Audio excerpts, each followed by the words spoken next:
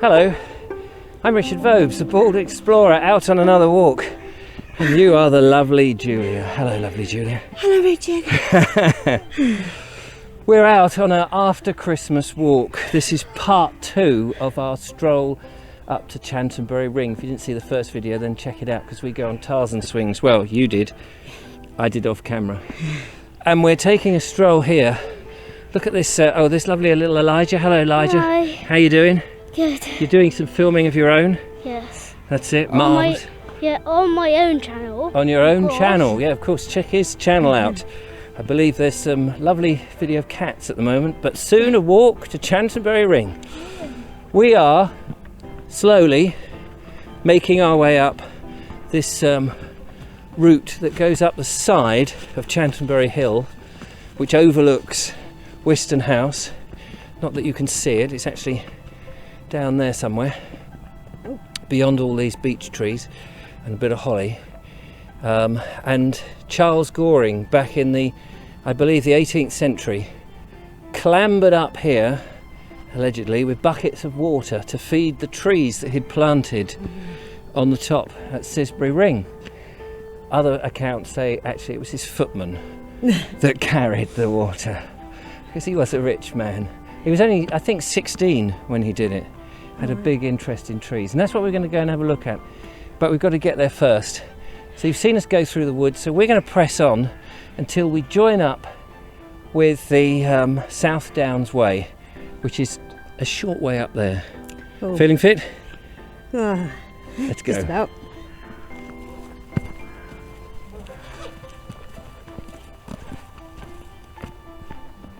Look down there, Julia. Isn't that incredible? That's gorgeous, isn't it? The slope with all that beautiful woodland and the moss covering the fallen trees. It's just the varying states of decay, which is brilliant to see. All part of the great cycle of woodland. Yes. And nature. Yes. Enriching the soils. It's a long walk, isn't it, Elijah? Yes. You ever been on such a long walk? I don't know. Well, I'm sure your mum will be taking you on loads of walks.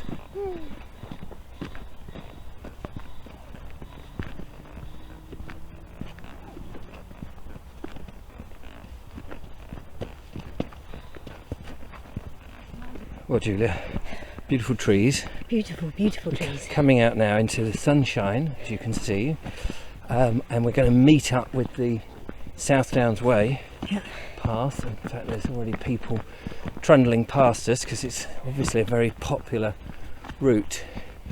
And we're going to turn to the right and head up to Chanctonbury. But if we were to follow it left, which is in that direction, you'd be bypassing Stenning, the lovely village of Stenning. Hello. Morning, or afternoon, I think it is now, yeah. So here we go, Southdowns Way, left and right, classic path. We have finally made it to Chanctonbury Ring. Well, there's just that tiny little stroll there. I'm filming this way so the sun isn't bleaching out the camera. No. But we're up at the top of Chanctonbury Hill, and in front of us is the rather impressive ring of trees in this field of sheep, which is great. And what was interesting as we just came through that gate, I'd not seen this before, there was a little sign, "Meet the Farmer," whose name happened to be Richard Goring. Yeah, it's just introducing like a little flyer with a photograph of him, Richard Goring. And Julia, as well as myself, surmised must be a relation, a descendant of Charles Goring, who planted these. I mean, if we've got that wrong, then it's just coincidence, yeah. What have you? But you know, absolutely, it seems a little far-fetched to be coincidence, really. Yeah, but that's incredible. Let's stroll up to the amazing trees and say hello to these rather lovely sheep. What a beautiful day, though. Hello, sheep. It's got some stunning horns wrapped round his back, that one. Because you can never really get close to them. The scenery up here is amazing. It's a bit misty, unfortunately, today. Normally, this way, you get to see right over to the Weald of Sussex and the North Downs, but it is somewhat obscured by the mist, the December mist. And along here, you can't really see them now, but there were round barrows, burial mounds, that have long ago been plundered and unfortunately ploughed in. Yeah, that's a shame. Still, it's incredibly atmospheric up here, isn't it? I mean, the mist helps a little bit down there, look. You can really get a feeling for why ancient man and ancient woman came and planted themselves on these high points, these beautiful hills with the view, the dramatic view all around. If we look to our south here, we are actually walking westwards. Just stunning. So Julia, you've not been here before. No. And we're coming up to the ramparts now of the Bronze to Iron Age enclosure here. It's rather impressive. It is impressive. You can think how many people must have taken with those primitive implements to dig it out, and of course most of it, this ditch I'm walking in, is all filled in now. Yeah. And the trees you can see here in front of us, these aren't the original ones. Most of the trees were decimated in 1987 after the Great Storm. But the trees were originally planted by Charles Goring on the outer side, as these are replicating, and then later on another generation planted the trees on the inner side, and most of those have also sadly gone. But the view from here is just remarkable, and it must have been equally so back in those primitive days. So lovely. I love it up here, and on a clear day, of course, you get such an improved view. But the connection here, look at this tree here. It's got offerings on it. We've got 2 oranges, a candle, a little drawing. Sweeties. And this is probably one of the old trees, this one. Look at it, the trunk, you can get a sense of its age.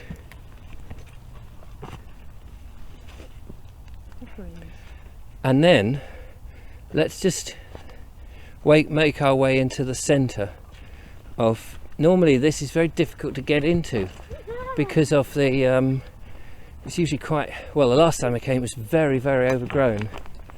There's a little sheep quietly minding his own business over there. I thought it was some rubbish, but it's not. It's definitely a sheep. There he goes. And then, yeah, 2 temples were on the very pinnacle here, Roman temples, probably built, I imagine, on the site of pagan temples, or a special place. And these were only discovered when the second generation of Gorings were planting the trees on the inner of the Iron Age and Bronze Age hill fort. Let's see if we can just get that view going north before we finish. It's lush. There was a word, it wasn't a very great one. And if we look at these beech trees, you can see, I'll just come around here very close up, you can see that the buds are all there ready to explode when the spring comes next year, which is a little way away, a few months.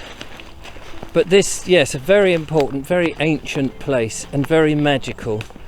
I think a lot of people feel very rooted to the earth and connected to this planet from a place like this, and we're just going to get that final look, looking north, which on a good day you can see right to the North Downs, more of the beech trees, not the originals sadly, that were planted to improve the view. Wow. And I have stood here many times and contemplated life, the universe, and everything facing north. Well, Julia, Well, Richard. a lovely little walk up to Chanctonbury Ring. I'm thrilled to take you because, having not been here before, it's one of my joyous places. I don't come up here enough really, but it's absolutely amazing. It is. It's astronomical. Astronomical, there we are. It's not Well, even... thanks very much for watching. Don't forget to subscribe. Leave a comment. I'd be interested if you've been up here and your experiences, magical or otherwise. And if you haven't, then do come and bring some sandwiches. You've got some sandwiches. Got something to munch on. Yes. Gonna have some So that's what we're going to do. munch now. Fantastic. Don't forget to become a patron if you can and support what we do, and we'll bring you more walks all over the place. Until the next time, thank you, Julia. Thank you, Richard. Thank you, Elijah, for coming along. You're welcome. Did you enjoy it? Yes. Excellent. From us at Chanctonbury Ring, goodbye. Right, something to eat. Let's find a spot to nibble. Yes.